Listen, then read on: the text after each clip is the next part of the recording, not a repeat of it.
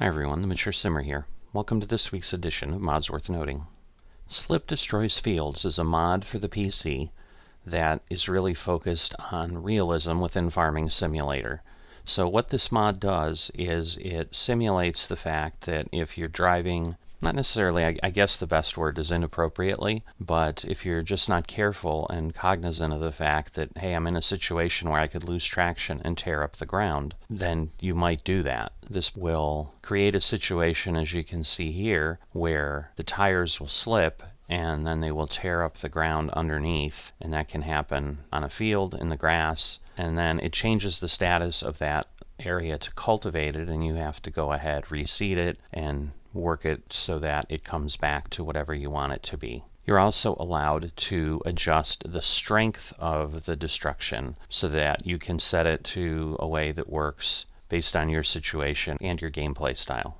So Advanced Farm Manager is really an interesting mod. It's by FSG Modding, who does a lot of high quality mods, and this certainly appears to be one of them. This allows you to do a lot of additional things with vehicles, implements, fields, and placeables. So they show an example of each of the areas here, and this is the best way to talk about this mod. So on vehicles, you can see the vehicles. It'll tell you the location. It'll give you a lot of information about the vehicle. And then you have the ability, aside from the regular items, you can repair, repaint, clean, rename, park the vehicle.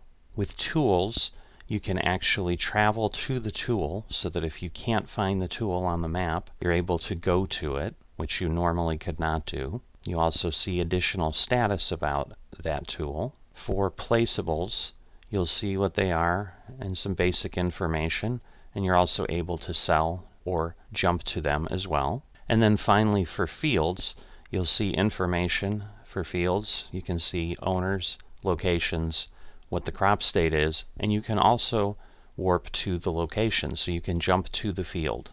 And there's some other interesting pieces. You can see the pricing for sales, repair, and repainting is the same as any placeable shop, and pricing for cleaning is based on how dirty the vehicle or implement is. So again, if you're trying to say, hey, if I'm trying to avoid too much of a cheat, because you can clean without driving the vehicle over, say, to a pressure washer, you're paying a fee for that, similar to if you're using the store deliveries mod, and instead of driving to the store and getting things, it charges you a delivery fee on top of the cost to simulate, hey, I'm having someone bring me this thing, and it's affecting your finances as it would in real life. Similarly, if someone's cleaning your vehicle for you, based on how dirty it is and so forth, you're going to get a different charge. So I think this is a really creative mod. It actually really is one that I find quite interesting. So a simple mod, but giving you a little bit of a unique function. Sales silo is a silo that simply is a sales point for chaff and grass. Fruit greenhouse lets you produce olives and grapes on your farm without the process of actually farming them. So if you're looking to use those crops but didn't want to have to buy the machinery and other things, this gives you an option. You still have to use supplies, as you can see, so you're still going to have to supply water, seed, fertilizer, and herbicide to go ahead and grow them. So there'll certainly be costs for materials associated with them, but you don't have to go ahead, buy the machines, use the land, so forth and so on. So another simple mod that may be something that is of interest to you, no more auto lift. Installing this mod means when you attach something, it's no longer in a lifted state automatically. It remains on the ground. Typically I don't talk about maps and mods worth noting, but this one definitely caught my attention. It's a new Canada map based on a real town. The thing that was intriguing about it was that while it's based on a real town, it said quite a bit of things were changed to improve gameplay. That definitely can improve some of the large-scale situations we've seen in other Canada maps.